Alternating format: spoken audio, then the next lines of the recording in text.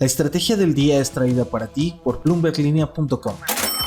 Muy buenos días, tenemos el recuento del lunes negro en los mercados financieros mundiales y qué esperar. También el dato del empleo en México, las estrategias de Alsea y Cemex que las obligan a vender algunas joyas y cómo África se está interesando por el maíz blanco de México. No olviden hacer clic al botón de seguir del podcast, activar la campana para que puedan recibir la alerta de un episodio nuevo cada mañana.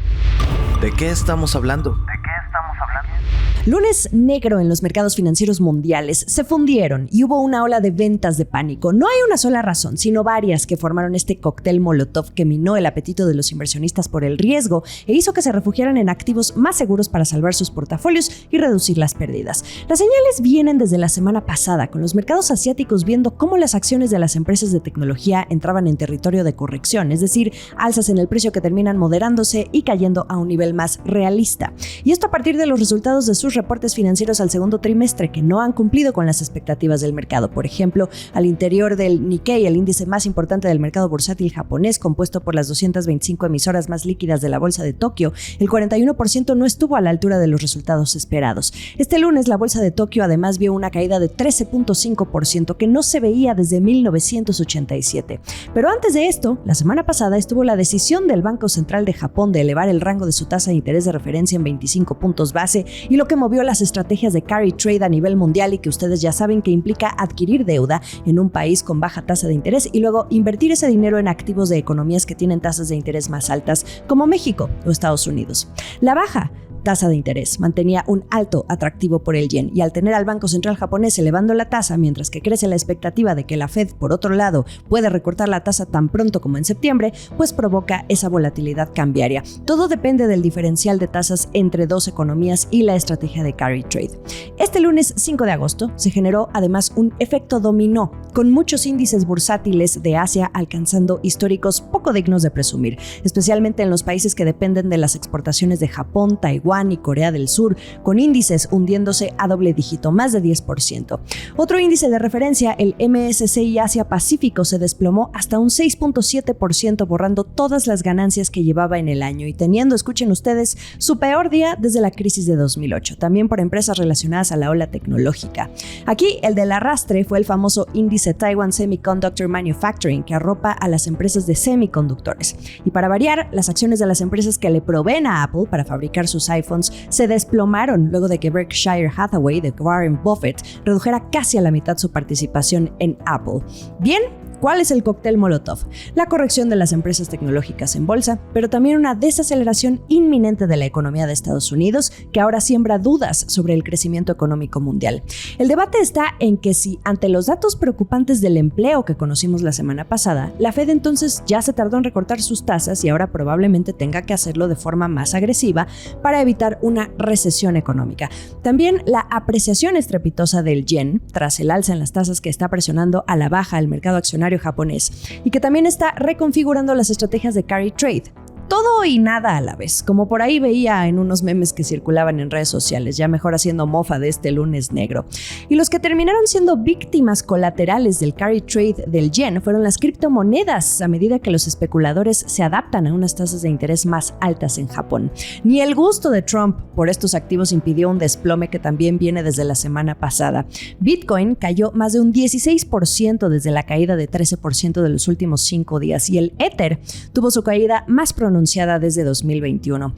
El resto de los activos digitales también vieron pérdidas. La realidad, todos, desde los inversionistas retail, operadores de divisas, hasta los grandes fondos de cobertura e inversión. Y destaco el comentario de este analista consultado por Bloomberg, Charu Chanana, jefe de estrategia de divisas de Saxo Markets. Él dice: ¿qué situación tan compleja para los miembros del Banco Central de Japón? Por un lado, una política monetaria flexible mata su moneda y por otro, el más mínimo indicio de endurecimiento de esa política monetaria rompe su mercado de valores. Y yo añadiría que apenas un breve estornudo por parte de Japón y ya sacude a todo el mundo. Las tensiones geopolíticas también juegan un papel importante sobre la situación en Medio Oriente, con Israel preparándose ante un posible ataque de Irán y de las milicias regionales en represalia por los asesinatos de responsables de Hezbollah y Hamas. También la desaceleración de la economía de China. Y bueno, ¿Qué esperar ahora en este juego llamado especulación? Rescato el comentario del estratega de renta variable de Asia-Pacífico en Nomura, Chetan Seth, quien dice que es probable que el sentimiento hacia las acciones siga siendo frágil por ahora, ya que el debate de los mercados financieros probablemente seguirá centrándose en el aterrizaje suave de la economía de Estados Unidos frente a una recesión, con el próximo informe más importante que van a esperar todos, que es el de el mercado laboral. Acciones y reacciones. Otros afectados en este lunes negro, las bolsas europeas se desplomaron ampliando la caída de la semana pasada. El índice Stocks Europe 600 cayó hasta un 3.2%, la mayor caída intradía desde marzo de 2022. Todos los sectores retrocedieron, siendo las acciones mineras y energéticas las que más se hundieron. Otro caso que destacó fue el de la japonesa SoftBank, reina de las inversiones en nuevas startups. La caída del mercado accionario de Japón pulverizó en $15,000 millones su valor de mercado, y sus acciones vieron la mayor caída intradía desde que su fundador Masayoshi Son la sacó a bolsa en 1998, bajando un 19%. El desplome se produce mientras SoftBank prepara una nueva ronda de inversiones en empresas de inteligencia artificial y semiconductores, por eso la caída. Luego tenemos a los commodities, que tampoco fueron inmunes, desde el cobre hasta el oro, pasando por el petróleo, que amplió sus pérdidas hasta un nuevo mínimo de 7 meses. Los futuros del Brent el 5 de agosto cayeron por debajo de los $76 por barril, borrando las ganancias de este año, y alcanzaron su nivel más bajo desde enero. El West Texas se situó ligeramente por encima de los $72. Y esta caída está pesando en un mercado petrolero que ya mostraba preocupación por la salud de la demanda en China, que es el mayor importador de crudo. Los especuladores se han sumado a la caída, y la semana pasada los gestores de fondos recortaron las apuestas alcistas en el índice de referencia mundial, que es el Brent, al máximo desde 2022. También tienen el menor número de apuestas alcistas desde 2017.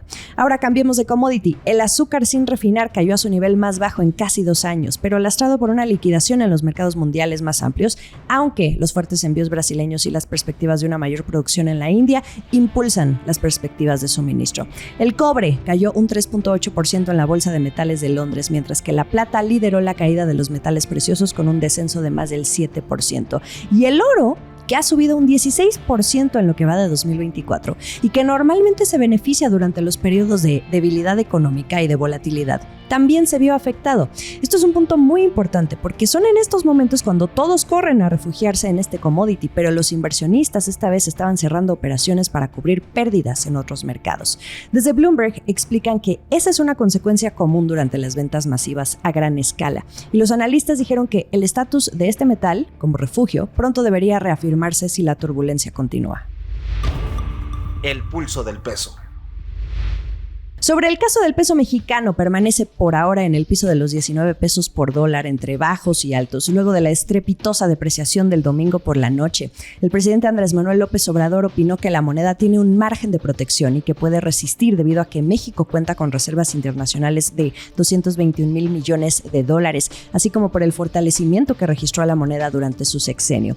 Dijo que hay margen de protección. En lo que va del año, el peso mexicano ha perdido, sin embargo, 13.98% frente al dólar, una caída que se tomó como relevante desde los resultados electorales del 2 de junio que dieron el triunfo a Morena, el partido del presidente, y que ahora está por entrar a una nueva etapa de volatilidad a partir de septiembre, cuando empiecen también otros factores internos a jugar en este tablero, que es la discusión de las reformas, el presupuesto y las elecciones de Estados Unidos. Esto es el dato del día. Y hablando de datos de empleo que sacuden a los especuladores, pasemos a los de México, que no ven nada en el mundo, pero sí nos da indicios de la situación económica interna, a la sombra de la desaceleración económica.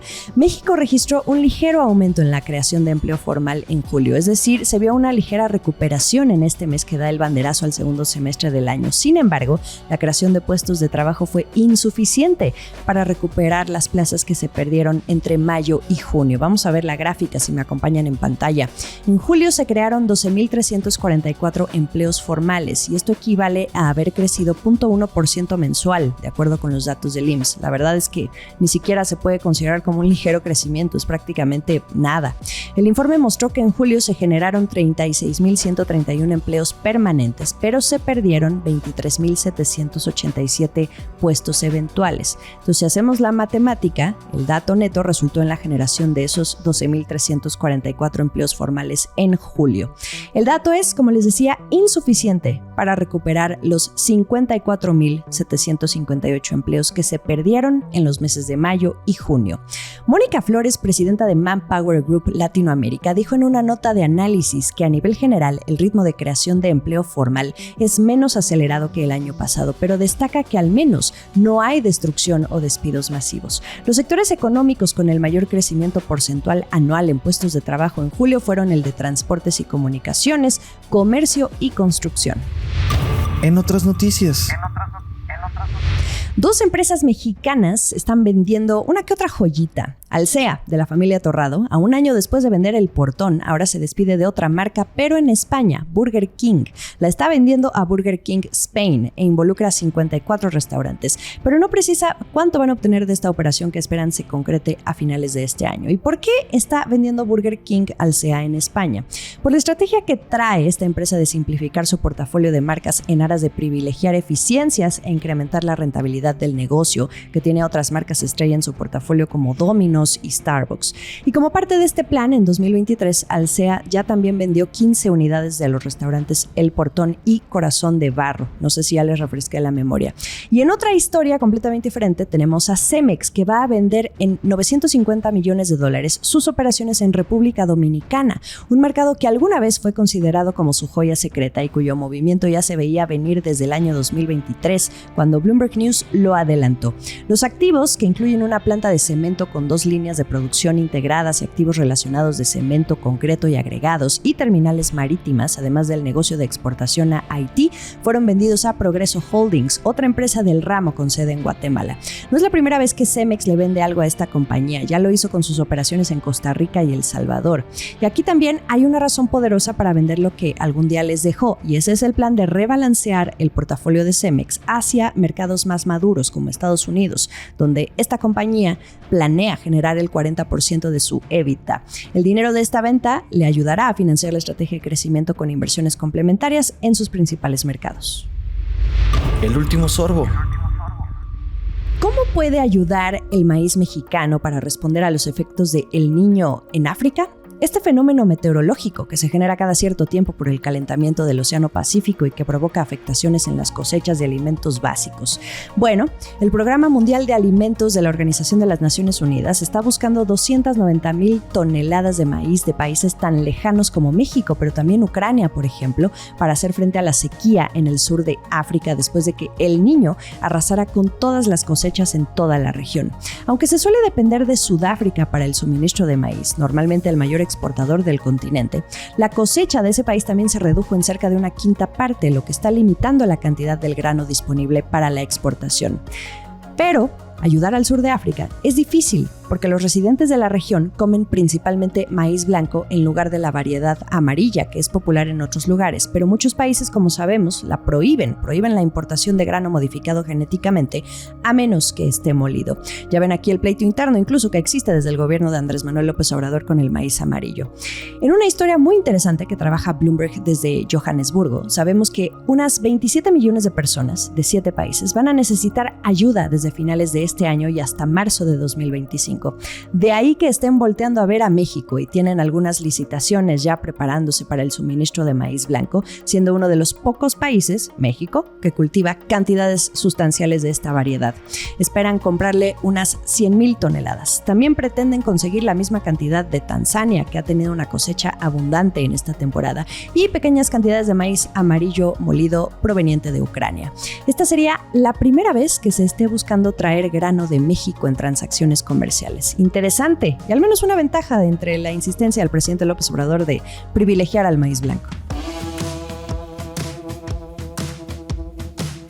Lo mejor de la información económica y de negocios está aquí en La Estrategia del Día. Estamos en ex-Twitter como @laestrategiamx. A mí me encuentran como @JimenaBusiness en Instagram y en YouTube los episodios completos en video. Esta fue La Estrategia del Día, escrito y narrado por Jimena Tolama, producido por Arturo Luna y Daniel Hernández. Que tengas un día muy productivo.